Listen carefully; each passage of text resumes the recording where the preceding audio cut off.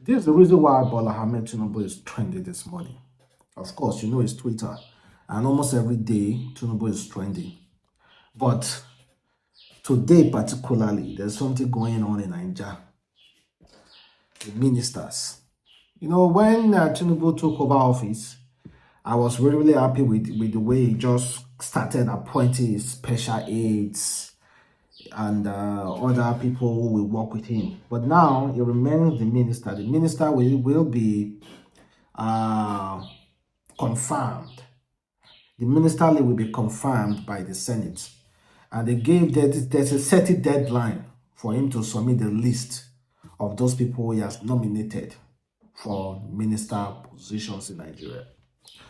So there is this guy, a very well-known journalist and activist, Dele Farotumi. He said, those of you that are thinking Tinubu will appoint ministers who will improve the fortunes of Nigerians are fools. Those of you who are thinking that Tinubu will appoint ministers that will increase the fortunes of Nigerians, the goodwill of Nigerians, are fools. That's too harsh now. But in another way, he's saying the truth anyway. But now, Tinubu have submitted the list to the Senate, although Senate has taken break. They say they are going to revisit that list on Wednesday next week. So they have already taken their break. So next week they will come to visit the list, and of course, the full list of the nominees will be published. But as at now, some few persons that have been rumored online to be among those lists: El-Rufai, the former governor of Kaduna State; Wike, the former governor of Rivers State; Oyetola, the former governor of Osun State; Alake, Fabeyi, and many others.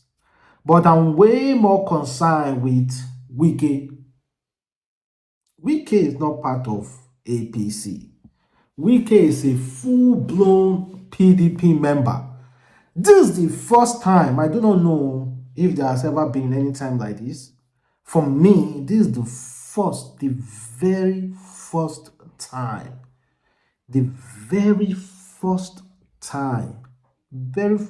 that the president is nominating a minister that is not part of his party.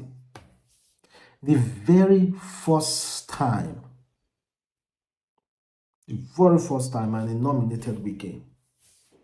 So looking at that list, do you think everybody will perform well? El-Rufai, Wike, Oyetola, Oyetola, who was like Osun State people were so happy when that guy was removed from office by Davido's uncle, the dancing senator. So do you honestly think they will work well? I do not know. I don't know. But let me know exactly how you feel about that. And it just shows you how strong politically Tinubu is. Anybody cannot just come up to do such thing. Any president cannot just say, I want to nominate someone that is not part of our party as minister. Not possible. But Tinubu will do it. It just shows you how strong he is when it comes to politics.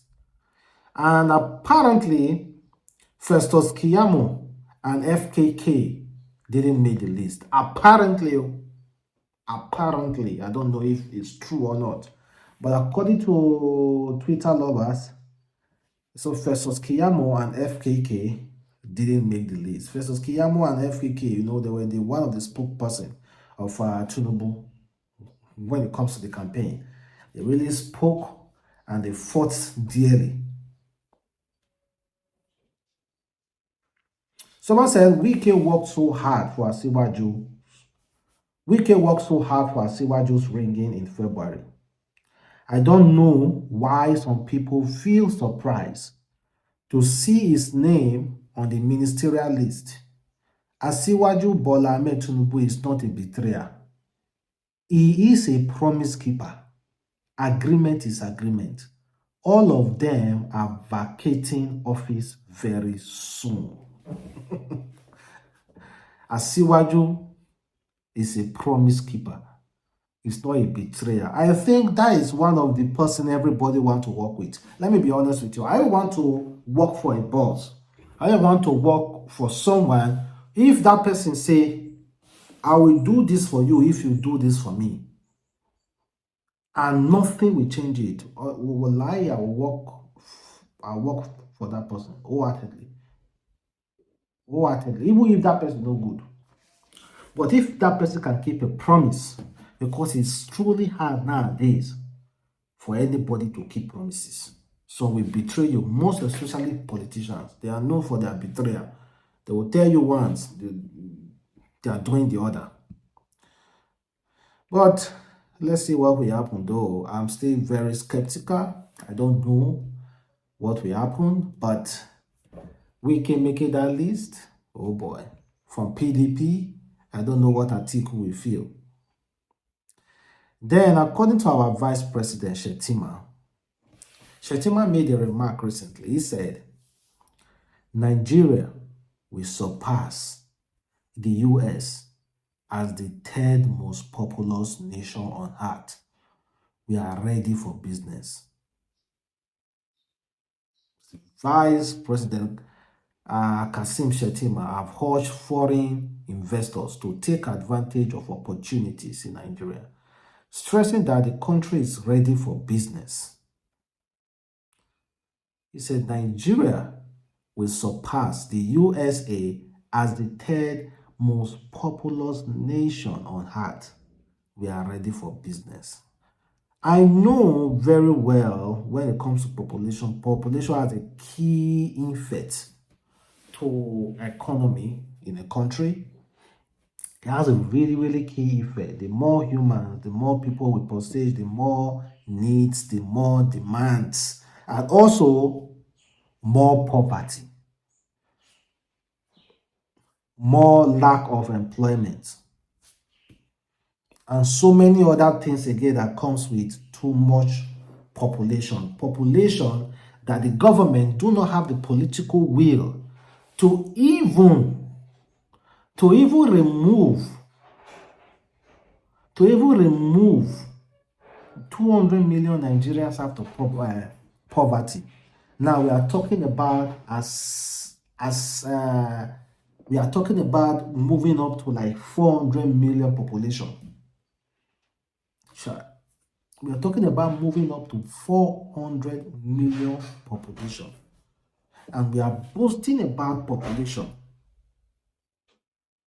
Like I've said before, population is really a key factor when it comes to economy, because there will be more demands and more spending and so many other key factors as well. But in this part of the world, the politicians are greedy. There is no political way to even make use of that 200 million to see how we can sustain ourselves.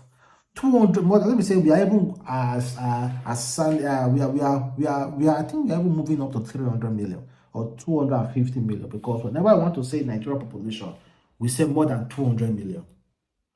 I think we are going close to 250 million already. So within ourselves, we cannot sustain ourselves. Within ourselves, we are finding it extremely, really, really hard to sustain ourselves. And yet, we are talking about boasting about population, boasting about having many wives, boasting about having many kids that we cannot train, boasting about having so many human beings we cannot feed. I never knew population was only the key factor for people to come and invest in your country.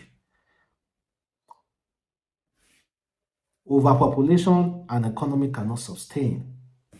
It gives birth to terrorism, criminals.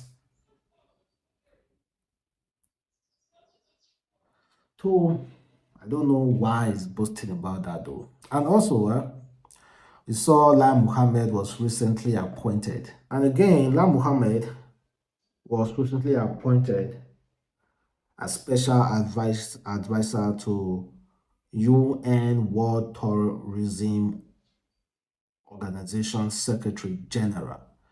The immediate past Minister of Information, Culture and Tourism of Nigeria, Lai Mohammed, was appointed as special advisor to United Nations World Tourism Organization Secretary General. The announcement of the appointment was made during the opening season on the 66th Commission of Africa, currently under. Okay, well, you see this life. After so many talks, so many blood blasts, this guy left government and was given an appointment internationally. You see this life. Well, thank you guys for watching. It's your boy again, Adamslink. Have a wonderful day. Stay blessed. Catch you next time.